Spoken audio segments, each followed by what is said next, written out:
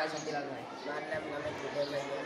મારું નામ મારું નામ મારું નામ સીતાબેન સુરાભાઈ. મારું નામ મારું નામ મારું નામ દીપિકાબેન ગણેશભાઈ ગામિત. હું 9મા ધોરણમાં અભ્યાસ કરું છું. અમે સૌ 9મા ધોરણમાં ભણીએ છીએ. અમારી શાળાનું નામ સરકારી માધ્યમિક શાળા વિદ્યાલય છે. આપણે જ્યારે ભણીએ ત્યારે કોઈ પણ પરીક્ષા હોય, પરીક્ષામાં માર્કશીટ તૈયાર કરવાની હોય તો માર્કશીટ તૈયાર કરવા માટે અમે ફોર્મ્યુલાનો ઉપયોગ કરીએ છીએ.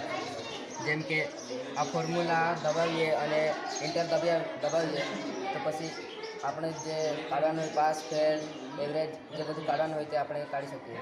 જેમ કે આ ગુજરાતીમાં 100માંથી 80 માર્ક હોય, મેથ્સમાં 100માંથી 73 હોય, હિન્દીમાં 100માંથી 85 હોય. આ બધું કાઢવા માટે અમે આ ફોર્મ્યુલાનો ઉપયોગ કરીને ઝડપથી અને સરળતાથી આ કામ અમે કરી શકીએ. જેમ કે હમણાં બતાવી છે